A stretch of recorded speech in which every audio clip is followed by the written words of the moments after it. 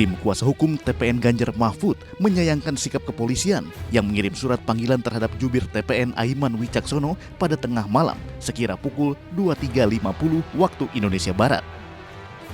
Menurut Roni Talapesi, waktu pengiriman surat tersebut merupakan bentuk intimidasi aparat dan bisa mengancam demokrasi. Meski demikian, tim kuasa hukum berjanji akan mengikuti proses hukum sesuai aturan. Bahkan 1.000 pengacara mengaku siap mendampingi Aiman dalam kasus ini. Sudah banyak pengacara yang bergabung untuk mendukung Mas Aiman Wicaksono.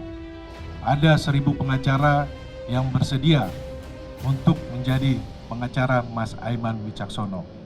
Mereka menyampaikan kepada kami siap berdiri di belakang Mas Aiman, kita akan mendampingi Mas Aiman Wicaksono.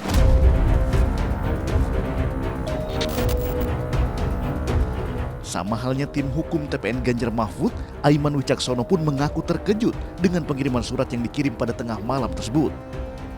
Aiman mengatakan keluarga di rumah sempat dibuat panik karena pengiriman surat di luar batas kewajaran. Ya, jelas itu menurut saya itu jam tidak wajar untuk mengantarkan undangan, untuk bertamu ya. Anak saya masih usia SMP dan SD, ya tentu terbangun dan juga kaget nanya kepada ibunya siapa yang ngebel gitu ya. Ibunya menjawab ini dari pihak kepolisian, ya tentu dia terkejut ya untuk menyampaikan surat itu. Tapi ya itulah faktanya yang terjadi. Jadi saya pikir apa tidak ada waktu lain untuk mengantarkan surat. Pemanggilan pihak kepolisian kepada Aiman Wicaksono merupakan buntut dari video yang diunggah melalui media sosial yang mengkritik netralitas aparat kepolisian dalam pemilu 2024. Bicara soal mengenai kebebasan berpendapat. Kalau disebutkan kemudian ini dirasa hanya menguntungkan dan berpihak pada kubu Prabowo Gibran, ini kaitannya dengan kasus juru bicara TPN Ganjar Mahfud, bagaimana? Ya itu kan sudah ada aturannya. Kalau memang semua kan sudah diatur dalam undang-undang kan gitu, atau peraturan. Kalau memang itu memang tidak seperti itu ya juga hadapin aja, jalanin aja. Gitu. Ya kalau kita sih dari Aiman, kita punya dasar-dasar yang kuat dan saya yakin Aiman juga punya dasar-dasar yang kuat. Beliau juga adalah jurnalis senior yang punya banyak pengalaman. Kita tidak sembarang bicara dan kita selalu siap dengan konsekuensinya gitu. Tapi adalah peran dan tugas kita untuk berani bersuara supaya yang di bawah tahu bahwa kalau ada permasalahan itu ada pihak, ada paslon yang akan berani bersuara untuk membela mereka. Itu yang kita lakukan. Ya kita hormati proses-proses sesuai dengan aturan yang berjalan, silakan pastinya gitu. Kami hanya minta supaya ada netralitas, ada profesionalisme. Itu yang kita harapkan gitu. Karena kami yakin dengan posisi kami dan kami akan terus bersuara. Anda melihat ini bentuk intimidasi kan? Ya sejauh ini kan baru proses awal ya, ada pemanggilan ya, kita lihat nanti proses jalan seperti apa. Tapi dari kami akan terus mendampingi rekan kami Aiman, dan kami akan terus menguatkan untuk jangan pernah kita takut bicara karena ada rasa tekanan atau dan lain-lain. Kita harus bicarakan apa yang benar, kita harus bisa suarakan jeritan orang-orang yang di bawah. Oke. Bagaimana kalau saya melihatnya begini, ini kan kita negara demokrasi ya, yang selalu kita gembor-gemborkan bahwa Indonesia negara demokrasi. Apa yang terjadi sama Bang Aiman gitu ya, tidak menutup kemungkinan akan terjadi pada kita di sini juga ataupun pada orang lain. Tapi memang kita melihat bahwa paling tidak ini kan masih pelaporan ya, pemeriksaan dan semuanya. Dan juga kita melihatnya bahwa ini tidak mengikis yang namanya negara demokrasi, itu yang paling penting.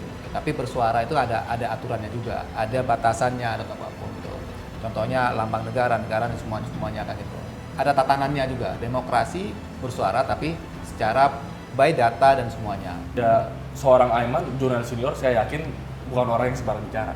Orang yang sudah paham, bahkan secara jurnalistik, walaupun pada saat beliau bicara itu bukan sebagai jurnalis lagi ya, tapi sudah menjadi bagian dari TPN. Tim kampanye, betul. Tapi ada kaidah-kaidah itu sudah sangat katam. Jadi saya tidak meragukan.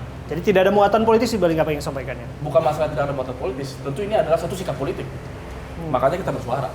Sikap politik jelas tidak boleh ada penindasan, tidak boleh ada oknum-oknum yang menggunakan kekuasaan untuk menekan bawahan-bawahan. Ya justru politisi kalau tidak bisa menyuarakan permasalahan tersebut, apa jadi politisi? Kalau Mas Gibran selalu ngomong, walaupun kita diserang gitu ya, ini instruksi dari Mas Gibran ke teman-teman di bawah itu, walaupun kita disirang, difitnah dan semuanya, kita harus kita hadapi dengan senyum. Gitu.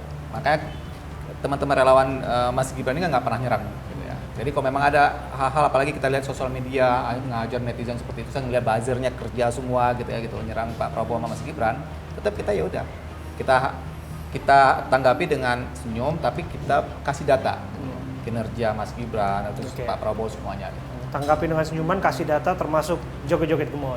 Belajar Menjadi juga bagian dari. dari Terima kasih sekali lagi Bung Michael Sinaga, merupakan timnas dari Anies Mohaimin, dan Bang Samsul Iza dari TKN Prabowo Gibran, dan juga Bung Michael Sianipar dari juru bicara TPN Ganjar Mahfud. Demikian jumpa kita di AB Plus. Saya Abraham Silaban pamit undur diri. Terima kasih.